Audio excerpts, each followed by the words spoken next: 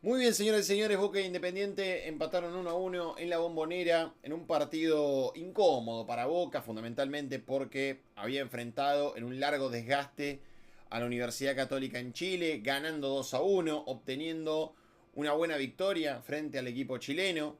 Y ahora tiene como una suerte de sanguchito porque el próximo martes va a estar jugando frente al Barcelona de Ecuador. Tuvo que jugar con varios suplentes, tuvo que jugar con varios futbolistas con el ritmo y el tiempo acotado dentro de cancha. Y a partir de allí sacó un empate frente a Independiente, un empate que lo coloca como el tercero de la zona en la tabla de posiciones, por detrás de Estudiantes de La Plata, que ganó en el día de la fecha, y por detrás de un Vélez que va a tener que jugar frente a Central Córdoba cerrando la fecha el próximo lunes. Creo que Boca tuvo chispazos, pero es como que no terminó de prender la fogata en este lapso de partido, no terminó de encajar justamente en lo que fue el trámite del partido en sí, y contó con un rival que sinceramente tampoco hizo mucho por tratar de ganarlo. Yo creo que Gustavo Quinteros contó con esto de decir, bueno, tuve una semana tranquila después de ganar el clásico de Avellaneda, después de haber hecho una fiesta en mi casa. Creo que no me va a venir mal estirar la semana, estirar esto de tener una semana de tranquilidad. Empatando en la Bombonera, estando tranquilo, les pegué primero, encima me cobran este penal de dudosa procedencia y después, obviamente ya me saco de encima el trámite del partido y empiezo a pensar en lo que se viene, que creo que es defensa y justicia. Bueno, yo creo que Gustavo Quinteros, después de su expulsión y más tranquilo en el palco, tomando un poco de aire y después de haberlo recontra remil cagado a puteadas a Andrés Merlos, debe haber pensado en parte de esa situación, porque si no, no se entienden los cambios que hizo el entrenador de Independiente. Yo creo que Independiente sacó lo que se denomina un puntito inteligente. Sacó un puntito en la Bombonera después de haber ganado el clásico. Yo creo que ningún hincha del Rojo va a cuestionar esta situación. Fundamentalmente porque el hincha de Independiente está contento después de haber ganado el clásico. Obviamente, si hay algún hincha independiente que dice, no, pará, yo estoy caliente con Quinteros porque no fue a ganar el partido, me lo puede dejar en los comentarios. Pero yo creo que Independiente termina sacando un punto inteligente, un punto que vale la pena. Y fundamentalmente que lo sigue posicionando a la expectativa en la tabla de posiciones. Creo que en un torneo tan apretado y en un torneo en el que no dependés tanto de la clasificación de la zona, y yo creo que Independiente termina alivianando un poco el panorama dentro de lo que pretendía. Ahora va a estar jugando el próximo 18 de abril frente a Defensa y Justicia en el Libertadores de América. Yo creo que ahí sí, va a ir a todo o nada, va a ir a matar o morir, porque encima después le toca un partido espantoso que va a ser seguramente contra Deportivo Riestra en el Guillermo Laza. Bueno, yo creo que Gustavo Quinteros debe haber pensado de esa manera y se enfrentó a un Claudio Úbeda que también debe estar pasando por la misma sintonía. Después de haber ganado por la Copa, después de haber ganado frente a Talleres, después de haber ganado frente a Instituto, creo que en parte, muy en el fondo, en la cabeza de Claudio Úbeda debe estar pensando, y bueno, si tengo que sacar un punto, rasguñar un punto para terminar en la tercera posición, por lo menos el día sábado, y bueno, pasamos a otro tema. Creo que Boca podría haberlo ganado. Podría haberlo ganado. Se viene el Superclásico. Yo creo que ahí sí va a tener que apuntar las naves Claudio Úbeda. Lo mismo contra el Barcelona de Ecuador, donde va a contar con la visita de Pipa Benedetto a la Bombonera. Creo que va a ser un duelo por demás interesante. Y lógicamente creo que Boca se va a tener que ir acomodando de a poco la tabla de posiciones. Ya lo hizo después de la victoria contra Instituto, contra Talleres. Y ahora yo me imagino que están todos los cañones apuntados a la Copa Libertadores, donde va a contar con la seriedad que le corresponde después de haber ganado en Chile y con el debut de local, después de varios meses, de varios años y con la posibilidad de mostrar frente a su gente lo que es capaz de hacer quizá en la Copa Libertadores. Creo que los dos se conformaron con el empate.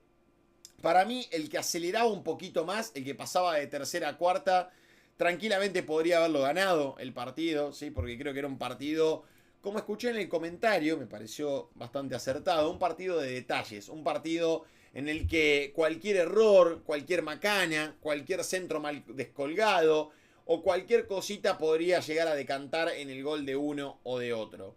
Yo creo que Boca contó con un equipo B, con un equipo outlet, pero que tiene varios futbolistas que pueden llegar a terminar como productos estrella, ¿sí? Usé este término de equipo outlet porque me gustó mucho frente a Racing, ¿sí? Me gustó el término, me pareció muy copado, un término que inventé yo, no es que lo saqué de ningún periodista ni nada por el estilo, pero me parece un equipo outlet, porque yo creo que en este Boca, en un Boca normal, no jugaría Braida de lateral izquierdo, lo propio con Barinaga, que a lo mejor alterna buenas y malas, lo propio con Milton Jiménez, con un Alan Velasco que no hizo ningún mérito para ser titular. Bueno, yo creo que es el equipo outlet de Boca. Es la segunda selección de Boca, ¿sí? Cualquiera de estos futbolistas, salvo Pellegrino, me animaría a decir, es prescindible en Boca. Y bueno, sin contar a los pibes, lógicamente, obvio. Y creo que a lo mejor Úbeda plantó un equipo B, ¿sí? Plantó un equipo que a lo mejor no sería titular cualquiera de estos futbolistas en una lógica, salvo algunos de los que voy a hablar en un instante. Creo que fue un buen partido, estuvo entretenido por momentos. Insisto, parecía que por momentos tenía chispazos de genialidad, pero después tuvo grandes lagunas, ¿sí? Tuvo grandes lagunas, parafraseando un poquito a la película por allí. Tuvo grandes lagunas en las que no pudieron ingresar los futbolistas, o mejor dicho, en las que estuvieron los futbolistas, más que nada porque parecía que el partido estaba muy trabado, era como que se evidenciaba que los futbolistas estaban en los pequeños detalles, como quedarse enganchados y discutiendo en la peleita, en la cosita, en el detallecito boludo, y a lo mejor se olvidaron por momentos de jugar a la pelota. Yo creo que Boca hizo lo que tenía que hacer, fue a buscarlo en el primer tiempo de la mano de la supremacía de Ángel Romero, a través de la voluntad de un Milton Jiménez al que le falta muchísima definición, y a través de un Alan Velasco que cada día que pasa, cada partido que pasa, tiene que demostrar cada vez un poco más, y pareciera que cada vez le falta un poco más. Si vamos al uno por uno del partido, bueno, comenzando por el arquero, yo creo que Agustín Marchesín, así como ha alternado grandes rendimientos, y también ha cometido errores, por ejemplo, contra Instituto, después de lo que hizo en aquel gol en offside. Yo no me olvido del gol en offside de Lázaro por el error de comunicación de Marchesín y Costa. Creo que después de todo ese buen rendimiento, lo que había hilvanado en los últimos partidos, bueno, hoy vuelve a ser protagonista de una jugada extraña, ¿sí? Una jugada extraña. No digo que tenga el 1000% de la culpa del gol de Matías Zabaldo, pero nuevamente queda pasado, se queda estacado dentro del arco y nuevamente vuelve a cometer una acción fuera de lo normal, ¿sí? Porque no digo que le caigo a Marchesín, pero sí digo que la reacción de Marchesín, terminando afuera de la cancha, exactamente al lado de la pelota que está arriba del conito para reponer en el potencial saque de arco, y la verdad que no lo deja bien parado a Marchesín. A ver, te podés resbalar, pero una fuerza de piernas tardó muchísimo en levantarse. Creo que tardé yo menos en hacerme un Fernet que el Marchesín lo que tardó en levantarse en un momento. Y la verdad que nuevamente el arquero de Boca queda bajo la lupa con cierta responsabilidad en el gol de Matías Zabaldo. En lugar de achicarlo, en lugar de salir a cortar el centro, en lugar de tener una buena fuerza de piernas para cambiar rápidamente y salir a taparlo, a cubrirlo. Yo creo que cualquier arquero con mejor fuerza de piernas tranquilamente podría llegar a haber tapado ese remate de Matías Zabaldo. Insisto, es una jugada muy fina, es una jugada que cuenta y no cuenta con responsabilidad de Marchesín, porque no es una culpa al 1000%. No es que se le piantó por debajo de la pierna la pelota a Agustín Marchesín. Bueno, yo creo que ahí está el pequeño detalle. Sin embargo, vuelvo a lo mismo, creo que el partido de Marchesín fue correcto.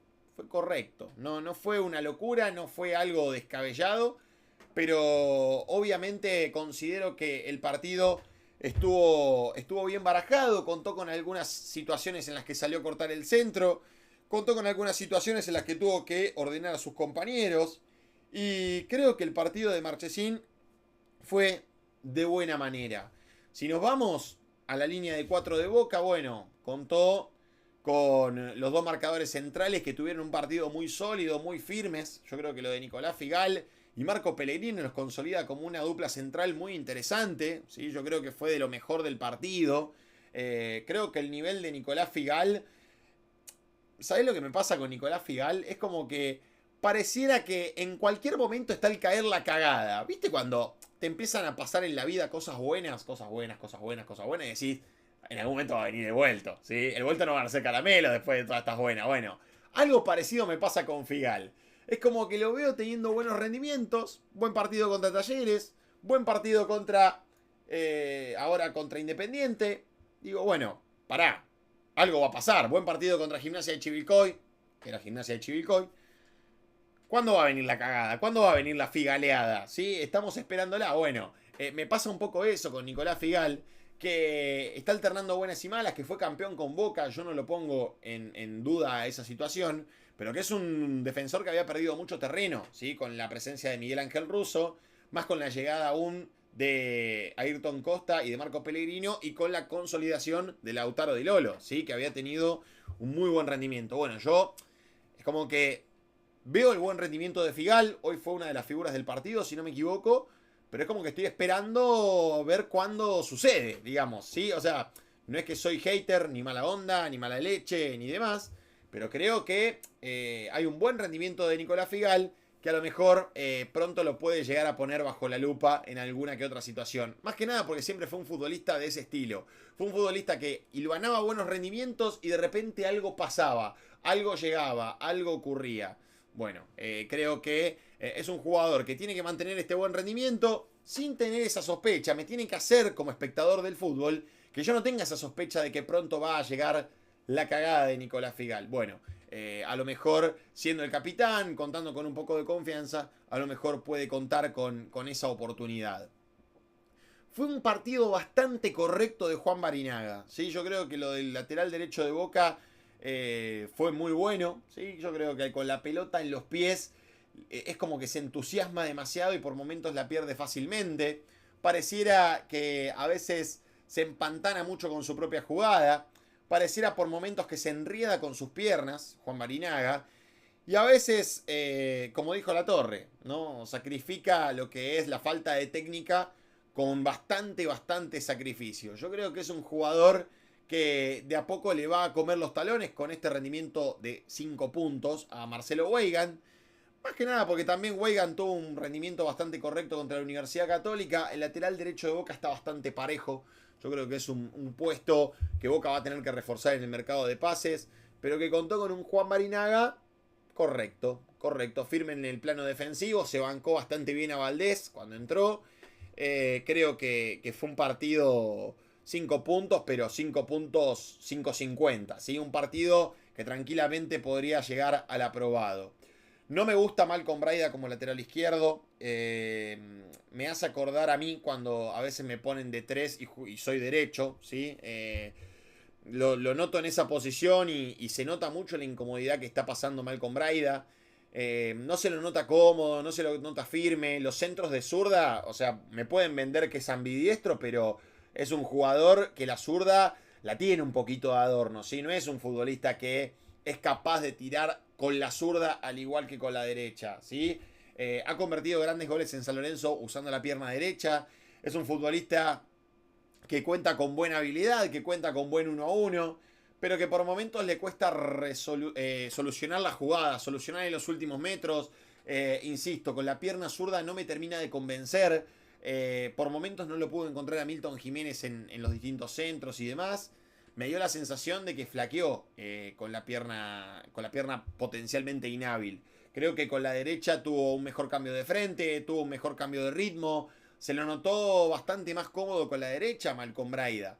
Lamentablemente yo creo que Boca va a tener que subir al 3 de la reserva, va a tener que ponerlo a entrenar con el plantel de primera, por lo menos hasta que llegue un lateral izquierdo. Obviamente esto forma parte de una improvisación, lo de Malcolm Braida, porque Braida es carrilero, es un carrilero por la derecha, tranquilamente podría jugar de 8, ¿sí? Como en su momento hizo, por ejemplo, el Burrito Rivero, no sé si se acuerdan. Creo que es un futbolista que tiene mucha técnica individual, bastante técnica individual, no sé si mucha, pero que no le da para jugar de lateral izquierdo. Insisto, me hace acordar a mí cuando me ponían de lateral izquierdo porque no tenían otra posición para darme. Y se nota una incomodidad tremenda. Yo creo que un equipo grande como Boca, que está compitiendo en la elite, que está compitiendo en el plano internacional, no se puede dar el lujo de tener un carrilero jugando como lateral izquierdo. Tiene que tener un lateral izquierdo en el lateral izquierdo, ¿sí? De última, yo creo que lo mejor puede llegar a ser poner a Ayrton Costa en esa posición, que capaz es una posición conocida para él. Pero creo que Malcolm Braida jugando como lateral izquierdo es un futbolista menos. Flojo en la marca, el chileno Gutiérrez la tocó poco, pero cuando la tocó le hizo daño al exfutbolista de Instituto y San Lorenzo de Almagro. No me gustó tampoco en ofensiva, ¿sí? Tiene buena gambeta, a lo mejor buen uno contra uno, pero me cuesta bastante verlo en esa faceta de lateral izquierdo. A lo mejor creo que es un futbolista que se puede utilizar en otra posición. Jugó el trinomio de volantes, como Rey Domenech, Herrera, Belmonte. Herrera creo que es lo más claro que tiene Boca. Rey Domenech tuvo mucha firmeza, más que nada en el primer tiempo. A lo mejor en el segundo se empezó a pinchar, también por lo físico. Sí, estaba bastante asediado. Hacía bastante que no lo veía de titular a Camilo Rey Domenech. Y creo que si venía de una lesión también le faltó un poco de esa costumbre que el futbolista tiene que tener para concretar esos minutos de titular. También jugó Toto Belmonte, que tuvo buenas acciones, tuvo correctas e incorrectas Belmonte. En algunos falló, en algunos acertó, también tiró un caño incluso. Bueno, un futbolista muy irregular, un futbolista que va en modo montaña rusa, tiene una muy buena y de repente tiene una que vos decís, no me pasa ni a mí. Bueno, a lo mejor Toto Belmonte es un futbolista al que quizá lo van a tener como el jugador número 13-14 del plantel, por lo menos en la consideración. Lo propio con Ander Herrera, un futbolista que es el primer recambio quizá de este Boca y es un futbolista que de a poco le va dando aire, le va dando respiro a cada uno de los ataques de Boca. Yo creo que Ander Herrera puede sumar algún que otro crédito para ser titular el próximo martes, pero está claro que si Boca en una de esas logra un resultado positivo en los primeros minutos, quizá puede llegar a concretar una buena sumatoria, ¿por qué no? Para tener la pelota, un buen ingreso para mantener la pelota, para tenerla, para cuidarla y para distribuirla en el medio campo. Yo creo que ese es el rol de Ander Herrera, que ya sabemos que es un gran futbolista, lo que le falta es en lo físico, ¿sí? No se puede seguir desgarrando, no se puede seguir molestando en las piernas. Bueno, yo creo que es un jugador al que hay que tenerlo en vistas, ¿sí? Desde el plano físico. Si hablamos un poco de Alan Velasco, un jugador que no le aporta cuestiones positivas al ataque de Boca. Por momentos esos slalom terminan empantanándose en sí mismos, ¿sí? Yo creo que es un jugador que intenta, que quiere mostrarse y que tiene mucho coraje para pedir la pelota. Yo creo que es algo que habla muy bien de Alan Velasco. Pero por momentos se lo ve tan frágil, tan endeble, que pareciera que lo van a tumbar en cualquier momento, ¿sí? Pareciera que va a flaquear en cualquier acción. Bueno, yo creo que es momento de que Boca a lo mejor le empieza a dar este tipo de escenarios, ¿sí? Una titularidad, tuvo un par de situaciones, yo creo que se puso en momentos uno contra uno. Lo que pasa es que el hincha, lamentablemente, después de lo que pasó contra Alianza Lima y después de los malos rendimientos que ha tenido Velasco, y lamentablemente no terminó de convencer el exfutbolista del Dallas. Bueno, yo creo que Velasco es un jugador que es ampliamente recuperable y nadie lo pone en duda. Pero el hincha le va a tener que empezar a tener paciencia, le va a tener que empezar a bancar algunas cuestiones, porque lo intenta, porque va para adelante, pero a veces en ese mismo intento y en ese mismo riesgo de tener la pelota, la va a terminar perdiendo. Y bueno, el hincha de Boca a lo mejor le puede llegar a perdonar una o dos, pero ya la tercera obviamente va a empezar con los murmuros, con las cuestiones y demás. Creo que Velasco es un jugador que cuando le empiecen a salir las cosas, cuando le empiecen a salir algunas situaciones de juego, a lo mejor allí puede llegar a revertir su cuestión con Boca. Creo que es un jugador por demás interesante, un jugador que tiene un buen uno contra uno, pero que a lo mejor la falta de confianza, el murmuro de la gente, lo está llevando a pasar por arena movediza, ¿sí? A no terminar de consolidarse con la camiseta de Boca.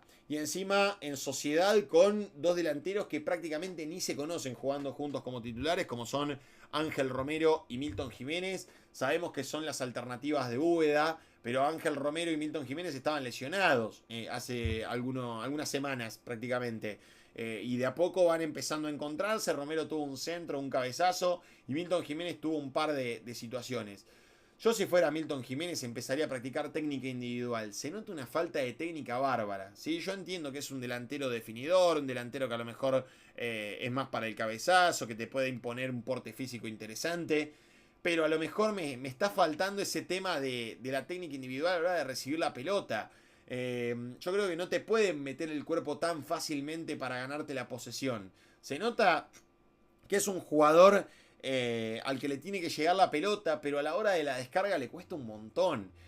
Yo honestamente creo que no hay mucho para mejorar de Milton Jiménez, más que nada porque es un futbolista experimentado ya, creo que ha pasado por el ascenso, ha pasado por Banfield, supo ser un goleador del torneo incluso, pero es un futbolista al que mejorándole la técnica individual, doble turno, poniéndole a entrenar en Boca Predio, yo creo que si el entrenador se lo propone puede llegar a sacar un muy buen Milton Jiménez, agarrando 2 o 3 defensores de la cuarta, de la quinta y poniéndolo a enfrentárselos a ellos y mejorándole algunos escenarios, ¿sí? Agarrando 3/4 de cancha y diciéndole: Milton, bueno, te va a caer este jugador, descargale la pelota, picalo vacío, tratá de definirle al arquero. Es momento de que empiece a practicar esas cosas. Que a lo mejor Vareiro, Merentiel, ¿por qué no Ángel Romero las tienen de improviso? Y Milton Jiménez es como que pareciera que le cuesta, Se le valora el penal, muy bien ejecutado, muy bien pateado y demás. Pero honestamente pareciera como que le cuesta en esos uno contra uno, en esos mano a mano cuando está bajo presión. Y yo creo que es momento de que el entrenador quizá pueda llegar a hacer algún favor allí a Milton Jiménez, tanto para Boca como también para la carrera de Milton Jiménez. A lo mejor le va a venir bien tener más esos planos de definición para poder concretar un poco más de goles de jugada, ¿sí? Y bueno, llegó el gol para Boca a través de un penal. Un penal que para mí es, ¿sí? Fue un largo debate, sacándonos las costillas prácticamente con mi grupo de amigos, pero realmente para mí termina siendo penal. El de Sebastián Valdés contra Alan Velasco. Obviamente el hincha Independiente me va a decir: no es penal, no estás equivocado y demás. Pero te voy a decir por qué es penal. Y si no es penal, si no considerás del otro lado que es penal, es más penal que no penal, ¿sí? Porque cuando Velasco levanta la pelota, tiene la posesión prácticamente ganada para darse media vuelta y patear, ¿sí? Porque la pelota moría ahí la pelota. Yo creo que Velasco, si no hubiera sido tocado, si no hubiera sido rozado por Sebastián Valdés, tranquilamente se hubiera dado vuelta y hubiera pateado, ¿sí? La pelota le quedaba media llovidita ahí y le quedaba prácticamente picando como para definir allí frente a la resistencia de Rey. Bueno, yo creo que Velasco exagera un poco la caída, pero recibe un toque que le hace perder la estabilidad en el pie de apoyo. Bueno, yo creo que el penal es penal, ¿sí? Hincha Independiente, vos del otro lado me vas a decir: estás equivocado, te estás confundiendo, bla, bla, bla, bla, bla. Bueno, pero yo doy la justificación de por qué me parece que es penal. Más que nada porque Velasco podría haber terminado esa jugada, eso como punto número 1. Y como segundo punto, en ningún momento Sebastián Valdés va a jugar la pelota. Quiere trabarle la pelota a Alan Velasco, Velasco le corre de cuajo la pelota y lógicamente cuando no está la pelota está el tobillo. Y allí le termina tocando el tobillo de una manera imperceptible. Yo no digo que no, después hay un poco de Sebastián Estebanés y de Esteban Lamote por parte de Alan Velasco, obvio. Pero está claro a lo mejor que si no juega la pelota, lamentablemente, inevitablemente va a jugar el tobillo del rival. Bueno, en este caso yo creo que Sebastián Valdés lo hizo y a lo mejor le costó esa situación para poder llevarlo adelante. Creo que fue penal, fue un penal para mí correctamente cobrado por Andrés Merlos. Creo que hay algunas cuestiones en las que Merlos para mí debería ser un poco más didáctico a la hora de expresarse. Creo que eso de ponerse frente al VAR y separar a los bancos y separar a los entrenadores, te hace dar más bronca. Porque yo creo que si Merlos lo hubiera encarado a Quinteros y más allá de la queja le hubiera explicado, mira Gustavo, si no toca la pelota, toca el tobillo y por eso lo derrumba a Velasco, a lo mejor yo no sé si Gustavo Quinteros hubiera tenido esa reacción. Pero vos lo ves a Merlo con mirada así para el costadito, como mirándote por arriba del hombro. Y la verdad que te da bronca. Yo creo que hasta los propios hinchas de Boca le dio bronca esa situación de Merlos, ¿sí? Me da la sensación a mí que los referees, tanto Merlos como le puede caber a cualquier otro de esa índole, ¿sí? Entiéndase, y yo me imagino que del otro lado vos vas a pensar algunos nombres. Estos referees deberían ser un poco más didácticos a la hora de explicar la jugada, a la hora de explicar la acción. Creo que deberían tomar el ejemplo de algunos referees de otros deportes y también de deportes como el fútbol, en los que a lo mejor, che, mirá, la falta es falta porque pasa esto. Podés estar de acuerdo o no, pero es lo que veo yo, es lo que me dice el referee del VAR. Pero explicarle el por qué, explicarle por qué se cobra penal. Más que nada porque si vos te cagás de risa, mirás por arriba del hombro, te haces el canchero, haces gesticulaciones y ademanes frente al VAR, cuando están los dos equipos yéndote a preguntar qué pasó. Y yo creo que obviamente te vas a ganar la puteada y la posterior expulsión del que te puteó justamente.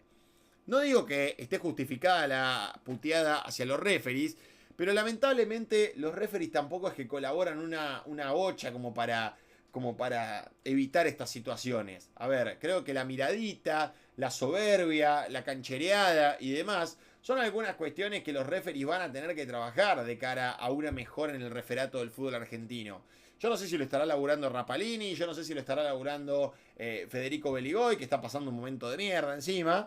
Bueno, será alguna cuestión que quizá va a tener que laburar el referato en alguna unificación de criterios y a lo mejor evidenciando, ¿por qué no?, la explicación a la hora de dar esa jugada, sin soberbia, sin hacerte el canchero. Porque obviamente si vos lo explicás de una manera negativa y la otra persona va a saltar. Pero si vos explicás, llegás a la época del diálogo, ¿por qué no?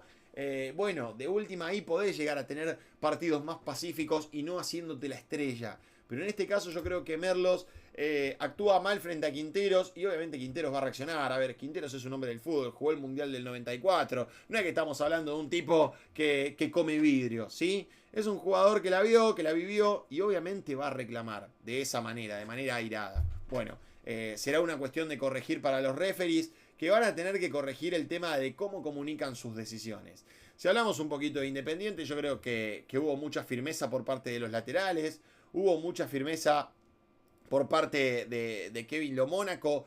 A veces Lomónaco, lo que me pasa con el marcador central es que pareciera que sobra la jugada, pareciera que es como que, viste, mira medio de reojo las acciones, pareciera como que quiere como llegar sobrado, ¿sí? Y es como que a veces va el trotecito a cortar. Bueno, me da la sensación de que le falta un poco de activación de piernas. Es su manera de jugar, también es su manera de vivir, me animaría a decir, porque es un pibe relajado, es un pibe que pareciera como que todo le chupa un huevo. Pero de igual manera creo que es un futbolista que siempre, a nivel técnico individual, lo querés tener en tu equipo. De a poco se va consolidando la dupla Valdés-Lomónaco, ¿sí? Que le ha dado alegrías en la apertura pasado a Julio Bacari en su momento y por qué no después a Gustavo Quinteros.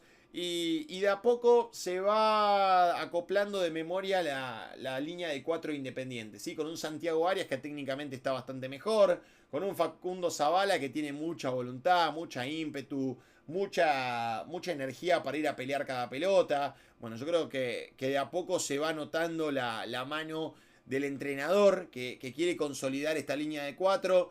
Y a ver, si vamos al plano grueso, hace bastante ya que Independiente no recibe un gol de jugada, ¿sí? Hace por lo menos 2 partidos que no recibe un gol de jugada y creo que habla bastante bien justamente del entrenador que va corrigiendo las cuestiones que le perjudicaron, por ejemplo, contra Atenas de Río Cuarto en la Copa Argentina, contra Unión, contra Talleres y demás. Bueno, será una cuestión de ir observando esas situaciones. Creo que también están bien complementados por un Marcone que está muy bien. Bajó mucho el rendimiento de Fernández Cedrés. Hoy dio 2 pases malos muy notorios allí. Fernández Cedrés, el uruguayo, que ya Creo que decididamente Marcone le pudo sacar el puesto. Estaban ahí parejitos, pero creo que Marcone termina a base de buenos rendimientos, de goles, de llegadas al arco, quedándose con el puesto. Con un Mateo Pérez Cursi que de a poco va surgiendo, que entró muy bien en el partido pasado y que de a poco, ¿por qué no? Va levantando su nivel y se va convirtiendo en el socio de Iván Marcone, en reemplazo de un Millán que estaba al trote, ¿sí? Que estaba de una manera bastante cansina, que a lo mejor no terminaba de cumplir con un rol. Hoy, en lugar de apelar al 4-1-4-1, Independiente apeló a un 4-2-3-1, ¿sí? Con un Pérez Cursi un poquitito más adelantado que Iván Marcone, pero cuando Marcone llegaba al área, también Pérez Cursi hacía las veces de rueda de auxilio allí en el mediocampo. Fue por demás interesante el partido de los mediocampistas. Honestamente creo que Independiente de a poco puede llegar a aceitar esta dupla y capaz ir dándole rodaje nuevamente a Fernández Cedrés, que es un volante que para mí es un jugador a recuperar y a tenerlo como titular, ¿por qué no? Malcorra sigue incómodo, no me termina de convencer Nacho Malcorra, hoy tuvo mucho menos la pelota, creo que Boca le permitió trasladar mucho la pelota a los volantes de Independiente, le faltó un poquito de presión, le faltó un poquito de punch a ese mediocampo de Boca y de hecho por eso llega el gol, ¿sí? Porque trasladó Gutiérrez y porque no cerró nadie del otro lado. Bueno, allí están algunas cuestiones para corregir por parte del equipo de Claudio Úbeda, que yo me lo imagino ya trabajando para que no le vuelva a pasar por la Copa Libertadores. Jugó Ábalos con algunas amenazas aéreas, no mucho más. Creo que Ábalos como visitante a lo mejor no se siente en su zona de confort y a lo mejor le cuesta un poco más el hecho de definir. Viene de darle la victoria en el clásico a Independiente y bueno, yo creo que de a poco continúa luchando para estar en la Copa del Mundo. Gran partido de Avaldo, mucho traslado, mucho sacrificio. Realmente me ha gustado mucho lo del uruguayo, que, ¿por qué no? Empieza a mirar de reojo la lista de Bielsa. No sé si para este mundial, pero para el otro tranquilamente se puede tener en cuenta. Es un chico que hace poquito estaba jugando el Mundial Sub-20 aquí en Argentina. Y por qué no pensarlo como un futbolista a reconstruir el alma de la selección celeste. Creo que Independiente hizo un buen partido, creo que jugó con las falencias de Boca, aprovechó las falencias de Boca, por ejemplo la falencia de la marca para terminar en el gol de Matías Abaldo, y después cuando empezó a ver que el tiempo pasaba, que a lo mejor no necesitaba tanto ganar el partido y que conformaba y que se conformaba con el empate, quizá ahí ya empezó a poner a los marcadores centrales, Fedorco y Freire, y a los chicos que a lo mejor no tenían tantas obligaciones ofensivas, pero por qué no darle una oportunidad a los pibes para que de a poco se vayan fogueando. Señoras y señores, ha empatado Boca Independiente, no ha ganado nadie en esta tarde-noche de la Bombonera. Creo que hicieron un partido correcto. Hicieron un partido correcto ambos equipos. Y después se terminaron conformando con el empate. Particularmente a mí me gusta que los equipos vayan a ganar todos los partidos. Que no especulen con estas situaciones. Más que nada porque también el campeonato te lo permite, ¿no? Acá hay cierta responsabilidad de la AFA y de su formato que nos gusta. Es nuestro desastre. Pero bueno, a la vez decimos que es un desastre. Yo creo que aprovecharon el puntito, fue el puntito inteligente. Para mí le sirve más a Boca este punto, porque lo hace terminar tercero. Independiente no tenía obligaciones, se podía jugar el todo por el todo tranquilamente. Y por qué no ir a buscarlo teniendo en cuenta que el desgaste iba a ser menor. Señoras, señores, han empatado Boca Independiente 1-1. Han empatado en la Bombonera, en un nuevo clásico. Gracias por estar del otro lado, los invito a suscribirse, a tirar un comentario, abro el debate, abro el abanico para todos ustedes, para que comenten, para que opinen, siempre que sea con respeto por favor. Los invito a la suscripción, los invito a tirar un me gusta, un comentario y todo lo que ya saben. Cuídense mucho, gracias por estar del otro lado, se suscriben. Esta semana estaremos haciendo muchos videos, así que les pido que estén atentos del otro lado. Cuídense, gracias por estar y será hasta la próxima, nos vemos.